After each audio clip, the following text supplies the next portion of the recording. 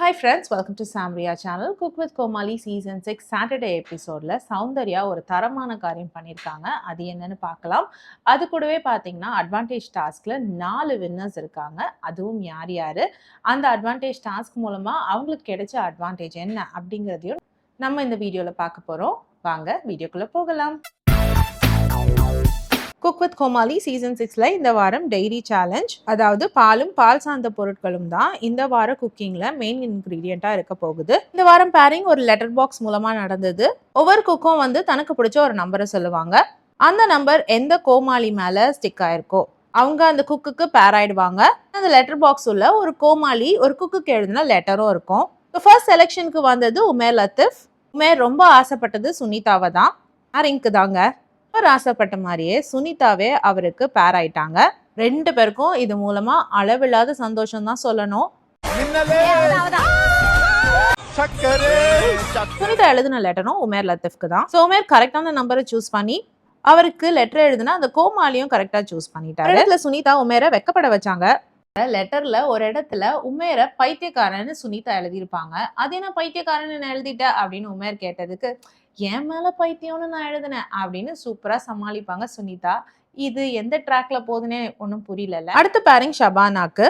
ராமர் மதுமிதாவோட பேர் ஆகணும், மதுமிதா ராமரோட பேர் ஆகணும்னு ஆசைப்பட்டாலும் அதே நேரத்துல ஷபானா ஆசைப்பட்டது புகழ. இருந்தாலும் இது எதுவுமே நடக்காம ராமரும் ஷபானாவும் பேர் ஆயிட்டாங்க. இந்த பேரிங்ல ஷபானாக்கு பயங்கர அதிருப்தி. அது என்னப்பா இவங்களுக்கு புகழ் குறைஷி இவங்களை தவிர யாரு பேர் ஆனாலும் பிடிக்கிறது இல்ல. ஷபானாவோட முகமே மாறி போயிடுது. அடுத்து ராமர் எந்த குக்குக்கு லெட்டர் எழுதினாரு தெரியுமா? மருந்து குழம்பு மதுமிதாக்கு தான்.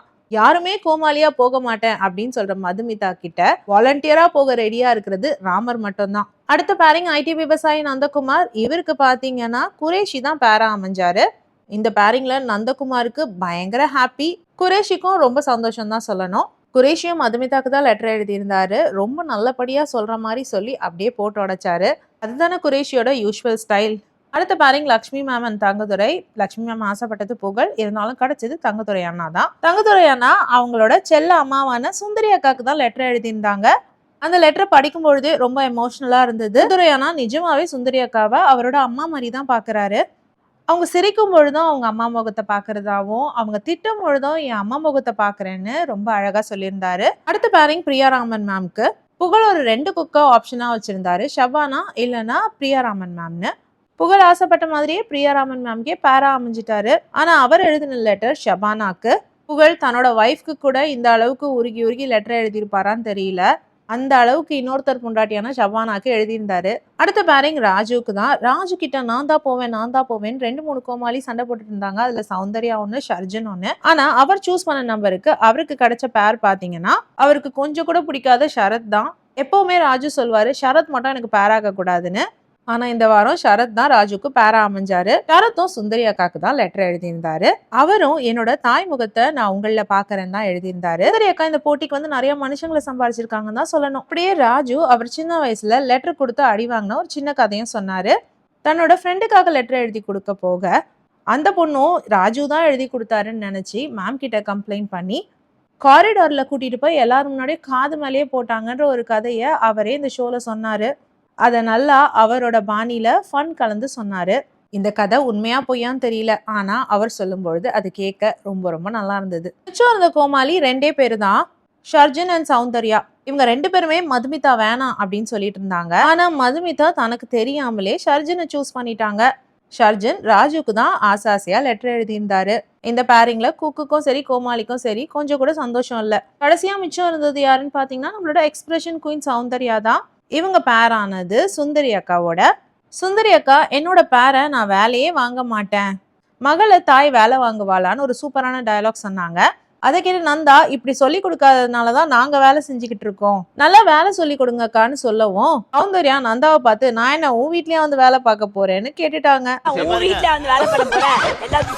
ஆனா சௌந்தர்யா வேலை செய்யாம இருக்க முன்னாடியே சுந்தரி அக்கா கிட்ட ஒரு பிட்ட போட்டுட்டாங்க. எல்லா உதவியும் நான் பண்றேன், ஆனா இன்னைக்கு எனக்கு சந்திராஷ்டமம், நேரம் சரியில்லை. எப்படிலாம் தப்பிக்கிறாங்க பாத்தீங்களா? சௌந்தர்யா லக்ஷ்மி மேம்க்கு தான் ரொம்ப ஆசாசியா லெட்டர் எழுதியிருந்தாங்க. லக்ஷ்மி மேம் கிட்ட கிட்டத்தட்ட ஒரு 3-4 தடவை அவங்களே பேர் ஆயிட்டாங்க. அந்த பாச பிணைப்புல தான் சௌந்தர்யா லக்ஷ்மி மேம்க்கு லெட்டர் எழுதியிருந்தாங்க. நீங்க சிரிச்சா ரொம்ப அழகா இருப்பீங்க, அதனால எப்பவுமே சிரிச்சுட்டே இருங்க அப்படின்ற மாதிரி ஒரு லெட்டர் எழுதியிருந்தாங்க. அதாவது ஒர்க் ஸ்டேஷன்லயும் பாத்தீங்கன்னா எப்பவுமே சிரிச்சிட்டு இருங்க அப்படிங்கிறது தான் அதோட மீனிங். ஒர்க் ஸ்டேஷன் போயிட்டா லக்ஷ்மி மேம் டெரரா மாறிடுவாங்க. பக்கத்துல இருக்க கோமாளிய பயங்கரமா உருட்டுவாங்க, மிரட்டுவாங்க, கோ கண்டஸ்டன்ஸை கூட திட்டுவாங்க. இதுதான் சௌந்தர்யா சொல்லாம சொல்லியிருந்தாங்க. இதுக்காக குரேஷி நீங்க லாஸ்ட் வீக் கொடுத்த கலர் டிவி தான் இந்த வேலைலாம் செய்யுதுன்னு சௌந்தர்யாவை கிண்டல் பண்ற மாதிரி சொன்னாரு. அதுக்கு சௌந்தர்யா நான் அந்த கலர் டிவியை ஷர்ஜனுக்கு கொடுத்துட்டேன் அப்படின்ற ஒரு விஷயத்த சொன்னாங்க. இதை சொன்னதுமே எல்லாருமே சௌந்தர்யாவை பாராட்டினாங்க. ஏன்னா அந்த கிஃப்ட் நிஜமாவே சௌந்தர்யாவை விட ஷர்ஜனுக்கு தான் ரொம்ப ரொம்ப யூஸ்ஃபுல்லா இருக்கும். ஸோ இந்த விஷயத்த சௌந்தர்யா செஞ்சதை நினைச்சு எல்லாருமே பாராட்டினாங்க. இதுக்கும் ஒரு மனசு வேணும் இல்லைங்க. இப்போ பேரிங் முடிஞ்சிருச்சு. அடுத்து என்ன அட்வான்டேஜ் டாஸ்க் தான். அண்ட் இந்த வாரத்தோட முக்கியமான விஷயம் பார்த்தீங்கன்னா இது ஒரு எலிமினேஷன் ரவுண்ட். சண்டே எபிசோட்ல கண்டிப்பா ஒரு குக் எலிமினேட் ஆக வாய்ப்பு இருக்கு. இந்த வாரம் டெய்லி சேலஞ்சுங்கிறதுனால பால் கறக்கிறது தான் அட்வான்டேஜ் டாஸ்க். ஐடி நந்தகுமார் அவர்களுக்கு ஆல்ரெடி பால் கறக்கிறதுல எக்ஸ்பீரியன்ஸ் இருக்கான். ஸோ இது அவருக்கு நிஜமாவே ஒரு ஆடட் அட்வான்டேஜ் தான். கோமாளி குக் 2 பேருமே 5 நிமிஷம் பால் கறக்கணும். ஃபர்ஸ்ட் போனது ஷபானா அண்ட் பிரியா ராமன் மேம். இவங்க 2 பேருமே அவங்கவுங்க கோமாளியோட சேர்ந்து பால் கறந்தாங்க. இவங்களை தொடர்ந்து ஒவ்வொரு கண்டஸ்டன்ஸா உள்ள போய் பால் கறக்க ட்ரை பண்ணாங்க.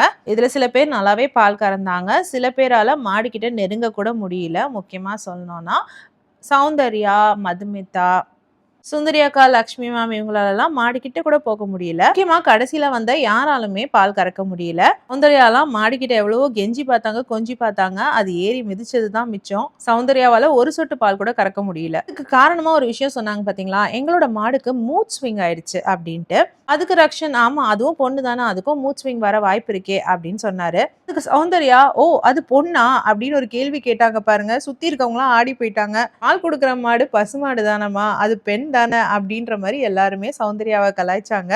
சௌந்தர்யாவுக்கு ஒரே ஷேம் பப்பி ஷேமா போயிடுச்சு. ஃபைனலா இந்த அட்வான்டேஜ் டாஸ்க்ல வின் பண்ணவர் பாத்தீங்கன்னா ஐடி நந்தகுமாரும் குரேஷி அவர்களும் தான். அண்ட் இந்த வாரம் 4 அட்வான்டேஜ் வின்னர்ஸ் இருக்கிறதா சொன்னாங்க. வின்னான ஐடி நந்தகுமாரை கூப்பிட்டு உங்களுக்கு ஃபேஸ் ஆஃப் சேலஞ்ச் பண்றதுக்கு யார் வேணுமோ நீங்களே செலக்ட் பண்ணலான்ற ஒரு அட்வான்டேஜ் கொடுத்தாங்க. அதுல தனக்கு ஸ்ட்ராங் காம்படிட்டரான லக்ஷ்மி மேம் தான் வேணும்னு சூஸ் பண்ணாரு. ஸ்ட்ராங்கா இருந்தாதான் என்னால இன்னும் நல்லா சமைக்க முடியும், அதனாலதான் லக்ஷ்மி மேம் சூஸ் பண்றேன் அப்படின்னு அழகான காரணமும் கொடுத்தாரு. அடுத்ததா அதிகமா பால் கறந்தது பார்த்தா ஷபானாவா. ஸோ ஷபானா அவங்களோட ஃபேஸ் ஆஃப் சேலஞ்சுக்காக மதுமிதாவை கூப்பிட்டாங்க. அதுக்கு காரணமா அவங்க சொன்னது நானும் மதுமிதாவும் ஸ்கோர் போர்ட்ல டாப்ல தான் இருக்கும், அதனால பெருசா மாற்றங்கள் வராது, ஒருவேளை நான் வின் பண்ணாலும் அது மதுமிதாவை பாதிக்காது, அதனாலதான் சூஸ் பண்ணேன்னு சொன்னாங்க. 3வது அட்வான்டேஜ் டாஸ்க்ல வின் பண்ணது ராஜு அவர்கள். ராஜு சூஸ் பண்ணது சுந்தரி அக்காவை தான் ஃபேஸ் ஆஃப் சேலஞ்சுக்கு. அதுக்கு அவர் கொடுத்த ரீசன் நாங்க 2 பேருமே டேஞ்சர் ஜோன்ல இருக்கோம், அதனாலதான் நான் சுந்தரி அக்காவை சூஸ் பண்ணேனோ. சுந்தரி அக்கா இவன்லாம் எனக்கு ஒரு போட்டியா அப்படின்னு நக்கலாவும் பேசினாங்க. இருக்கிறது உமேர் லத்தீஃப் அண்ட் பிரியா ராமன் மேம் தான். ஆப்ஷனே கிடையாது, இவங்க 2 பேர் தான் நேருக்கு நேர் மோதிக்கணும். ஆனா இவ்வளோ கஷ்டப்பட்ட அட்வான்டேஜ் டாஸ்க் பண்ணதுக்கு இதுதானா அட்வான்டேஜ் அப்படின்னு தான் தோணுச்சு. எலிமினேஷன் ரவுண்ட்னாலே ஃபேஸ் ஆஃப் இருக்க தானே செய்யும். மேபி ஃபர்ஸ்ட் அண்ட் செகண்டா வந்து அட்வான்டேஜ் டாஸ்க்ல சூஸ் பண்ணிட்டு போனா அவங்களுக்கு வேணா இந்த ஒரு அட்வான்டேஜா இருக்கலாம். மற்றபடி இது ஒரு பெரிய அட்வான்டேஜா எனக்கு தோணல. மேபி இன்னும் வேற எதனா ஒரு அட்வான்டேஜும் கொடுக்க வாய்ப்பு இருக்குன்னு நினைக்கிறேன். இது மட்டும் இல்லாமல் இந்த ஃபேஸ் ஆஃப் சேலஞ்சில் அவங்களோட மெயின் இன்க்ரீடியன்ட் என்னன்றதையும் கொடுத்துட்டாங்க.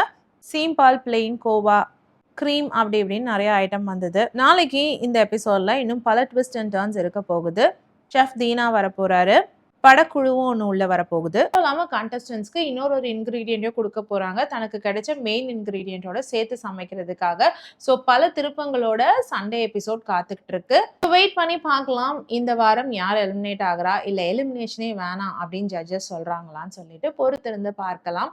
உங்களுக்கு எந்த கண்டஸ்டன்ட் போகவே கூடாது அப்படின்னு இருக்கு? எனக்கு அப்படி பர்சனலாக கேட்டால் ராஜு போகக்கூடாதுன்னு இருக்கு. ஏன்னா அவர் ஒரு சூப்பர் என்டர்டெய்னிங் ஃபேக்டர். அவர் இருந்தால் ஷோ வந்து பயங்கர என்டர்டெய்னிங்காக போகுது. ஸோ அந்த ஒரு காரணத்துக்காகவாது ராஜு இருக்கணும்னு நினைக்கிறேன். எனக்கு எல்லா கண்டஸ்டன்ஸையுமே பிடிக்கும். ஸோ யாருன்னு ஸ்பெசிஃபிக்காக சொல்ல முடியல. மேபி சுந்தரி அக்கா வெளியில் போகிறதுக்கு அதிகமான வாய்ப்புகள் இருக்குது. ஸோ நாளைக்கு எபிசோட வெயிட் பண்ணி பார்க்கலாம். நீங்கள் என்ன நினைக்கிறீங்கன்னு கமெண்ட் செக்ஷனில் சொல்லுங்கள். இந்த வீடியோ பிடிச்சிருந்தா please like, share and subscribe. வேற ஒரு வீடியோவில் திரும்பவும் மீட் பண்ணலாம். Until then, it's bye from Jemima. Take care.